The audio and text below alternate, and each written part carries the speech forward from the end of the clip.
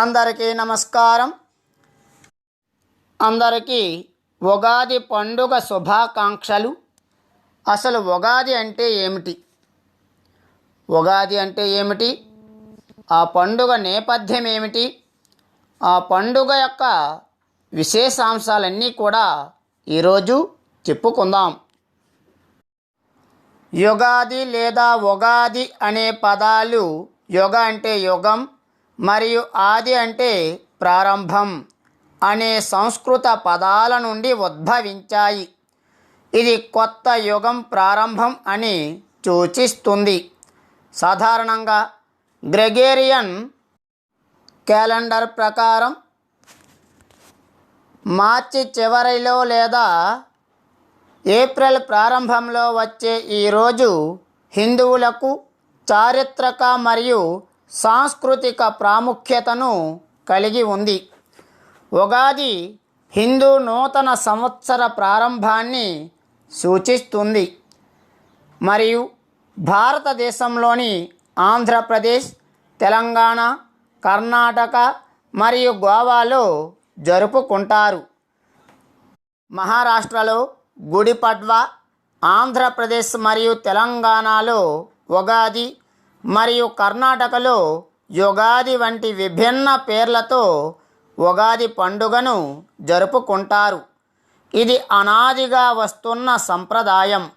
ముగ్గులు లేదా రంగోలీ వంటి రంగురంగుల నేల నమూనాలను సృష్టించడం, తోరణని పిలువబడే మామిడి ఆకులతో తలుపులు అలంకరించడం, బహుమతులు ఇచ్చి పుచ్చుకోవడం, దాన ధర్మాలు చేయడం,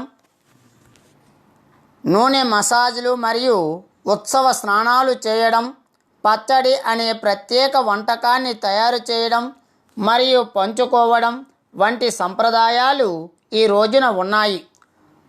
షడ్రుచుల సమాహారమైన సంవత్సరాది ప్రసాదాన్ని ఉగాది పచ్చడిగా వ్యవహరిస్తాం.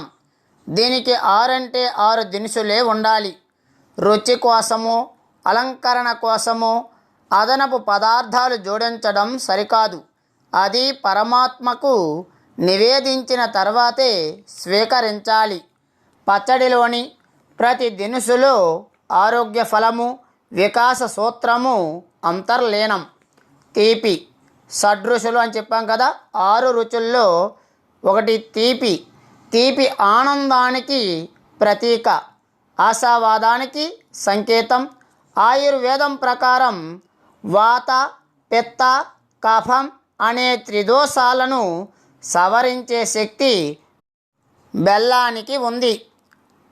2 పులుపు. చింత పులుసులోని పులుపు రాబోయే అవరోధాలకు ప్రతీక. చింత పులుసులోని పులుపు రాబోయే అవరోధాలకు ప్రతీక. వాటిని లౌక్యంతో ఎదుర్కోమనే ధైర్యాన్ని ఇస్తుంది. ఆరోగ్య శాస్త్రం ప్రకారం పులుపు జీర్ణ శక్తిని పెంచుతుంది. ఆ మోతాదు పెరిగితే వికటిస్తుంది కూడా. 3 ఉప్పు, కారం మనలోని అంతర్లీన శక్తిని గుర్తు చేస్తాయి. ఉప్పు కారం తగ్గితే వంటలో రుచి పోతుంది. పొరపాటున పెరిగితే నాలుక నా వల్ల కాదంటూ మొరాయిస్తుంది. మధ్యస్థమైన ఆహారాన్ని పొట్ట హరాయించుకోగలదు. జీవితంలోనూ ఇలాంటి సమతౌల్యమే అవసరం. చేదు భోజనంలో అయినా జీవనంలో అయినా అనివార్యమైన రుచి అయిష్టంగా అయినా ఆమోదించాల్సింది. గుండె దిటవు చేసుకొని స్వీకరించాల్సింది. చేదు అనుభవంలో ఓ పాఠం ఉంటుంది. వేప పువ్వులోని చేదులు అపారమైన ఔషధ గుణం ఉంది. వగరు వసంతం అందించే పసందైన పంట మామిడి. వగరు ఆశ్చర్యానికి బండ గుర్తు. జీవితం నిబిడాశ్చర్యాల సమాహారమని గుర్తు చేస్తుంది రుచి. వగరు ఎంతో కొంత ఆరోగ్యకరం కూడా. దీనికి గాయాల్ని మాన్పే గుణము ఉందంటారు. ఉగస్య ఆది అనగా ఉగాది, ఒగ అనగా నక్షత్ర గమనం, జన్మ, ఆయుస్సు అని అర్థాలు. వీటికి ఆది అనగా మొదలు, ఉగాది అనగా ప్రపంచం జన్మ ఆయుస్సులకు మొదటి రోజు కనుక ఉగాది అయింది. ఇంకో విధంగా చెప్పాలంటే యుగం అనగా రెండు లేక జంట అని కూడా అర్థం. ఉత్తరాయణ దక్షిణాయనములనబడే ఆయన ద్వయ సంయుతం యుగం అంటే సంవత్సరం కాగా ఆ యుగానికి ఆది యుగాది అయింది. అదే సంవత్సరాది ఉగాది. వసంతాలకు గల అవినాభావ సంబంధం, సూర్యునికి సకల ఋతువులకు ప్రాతఃసాయం కాలాది త్రికాలములకు ఉషాదేవతయే మాతృస్వరూపం. భారతీయ సంప్రదాయం ప్రకారం చైత్ర శుక్ల పాడ్యము నాడే అనగా ఉగాది రోజున సృష్టి జరిగిందని పురాణైతికంగా చెప్పబడింది. ఉగాది అంటే అచ్చమైన అసలు సిసలైన తెలుగింటి పండుగ. తెలుగువారికి ఈ పండుగతోనే తెలుగు సంవత్సరం మొదలవుతుంది.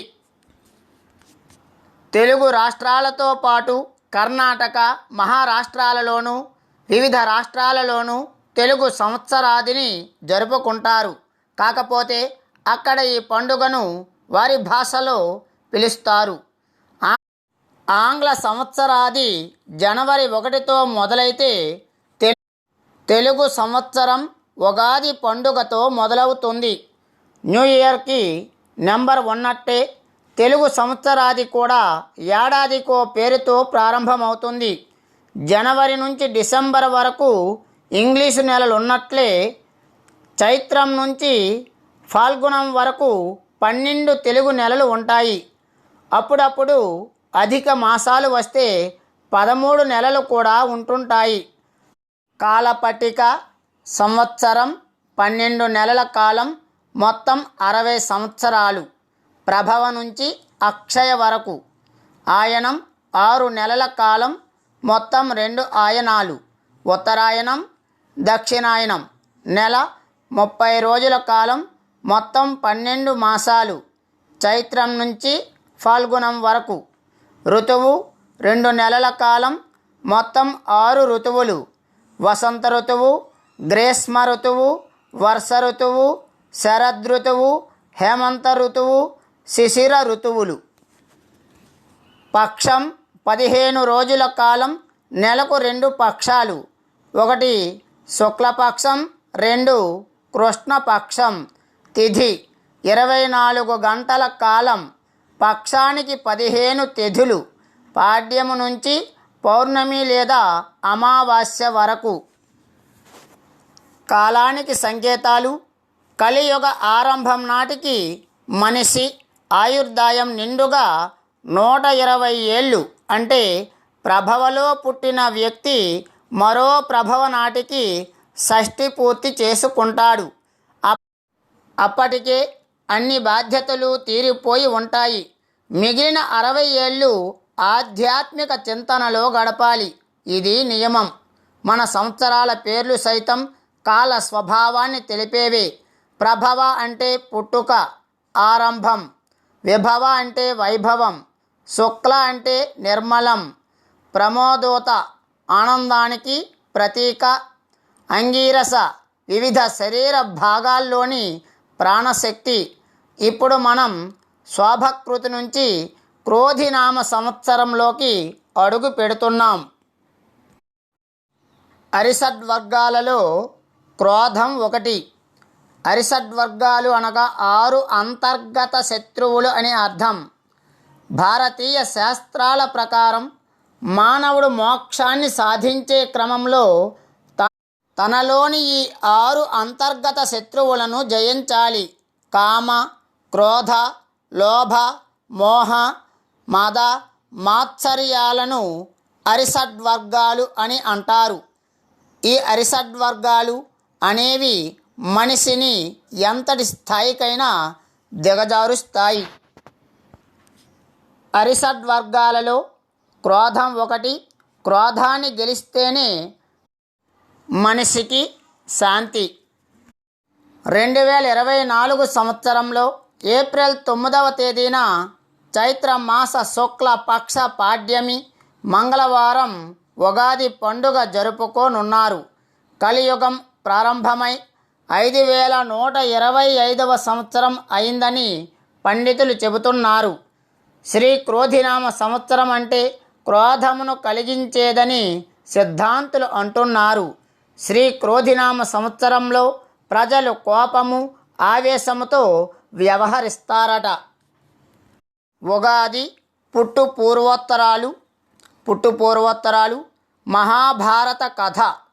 ఉదంకుడు అనిమాది సిద్ధులు సాధించిన మహామేధావి.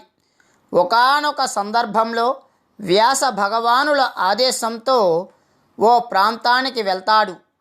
అక్కడ ఇద్దరు వ్యక్తులు నలుపు తెలుపు దారాలను వడుకుతుంటారు.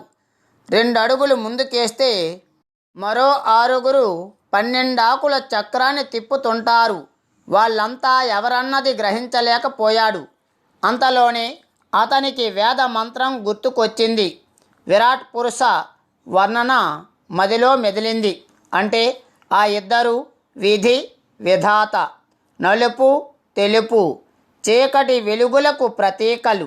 6గురు వ్యక్తులు, 6 ఋతువులు, 12 పత్రాల చక్రమే 12 మాసాల కాలం. మార్పు కాల స్వభావం.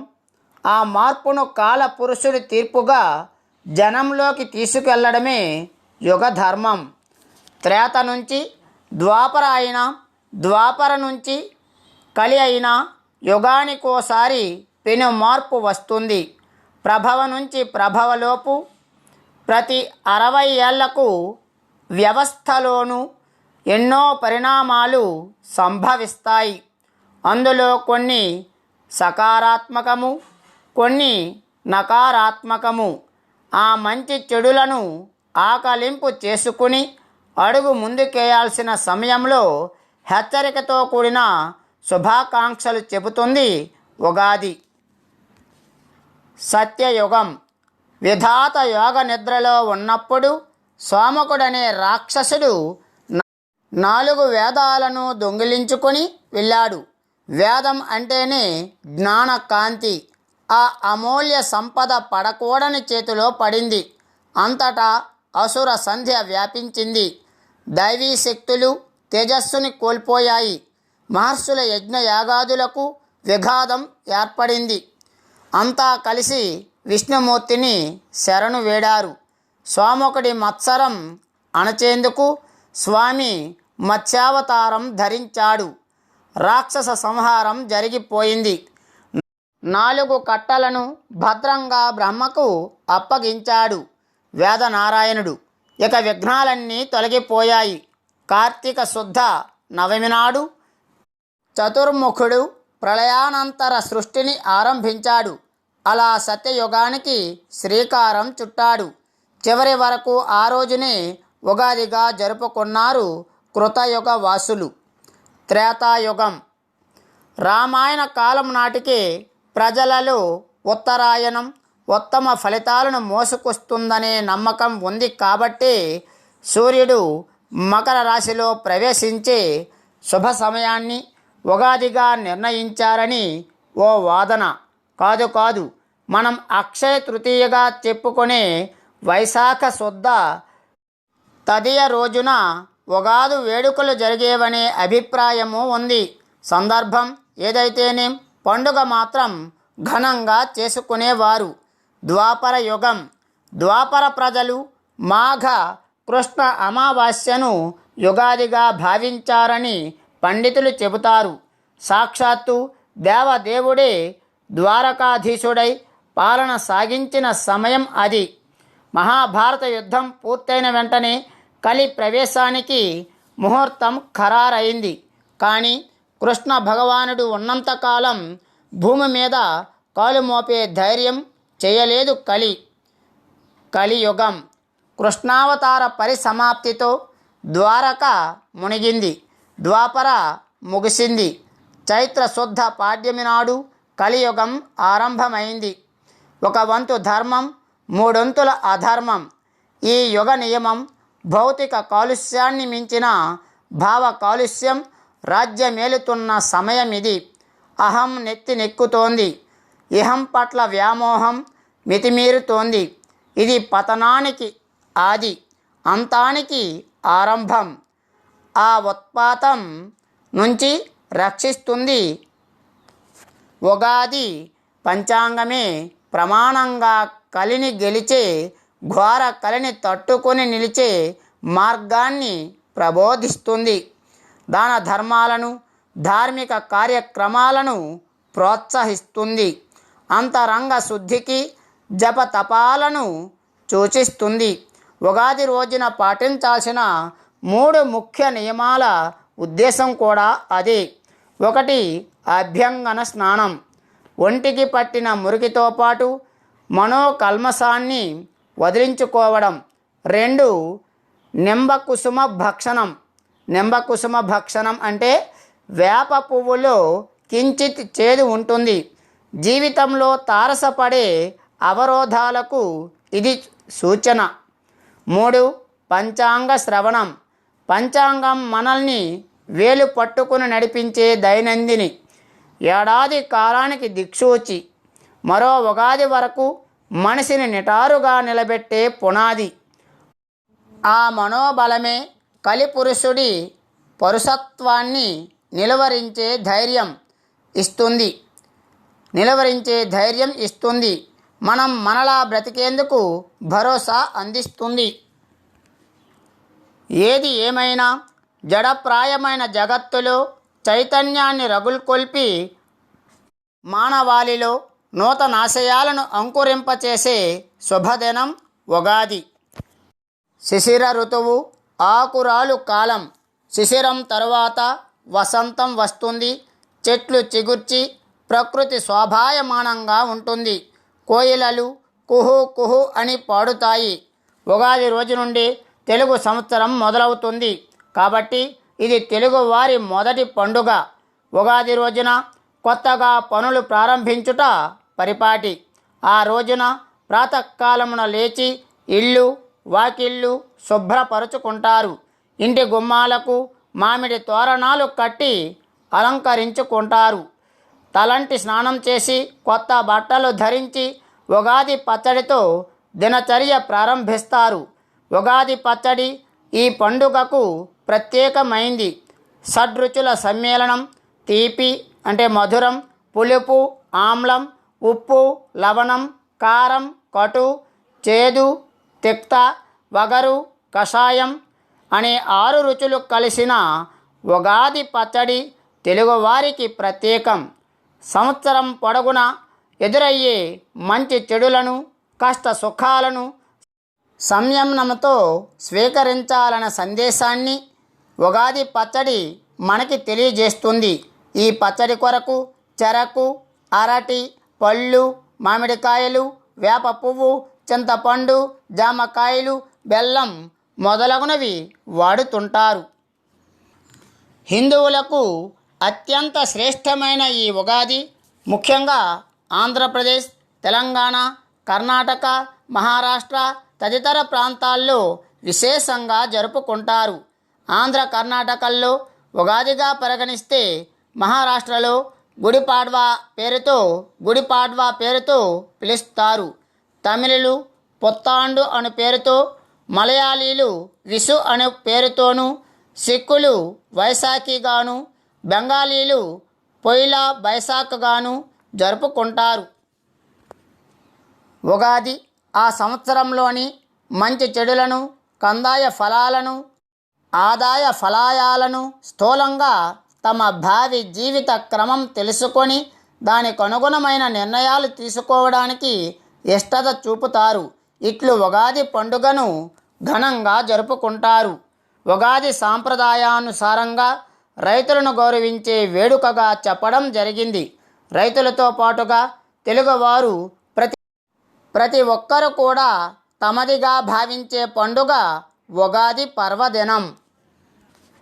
ఇదండి ఉగాది పండుగ నేపథ్యం, దాని యొక్క పూర్వ కథ, చరిత్ర. ఈ వీడియో మీకు నచ్చినట్లయితే లైక్ చేయండి, షేర్ చేయండి. సబ్స్క్రైబ్ చేయడం మాత్రం మర్చిపోవద్దు. పక్కనే ఉన్న గంట సింబల్ని నొక్కండి. ధన్యవాదములు.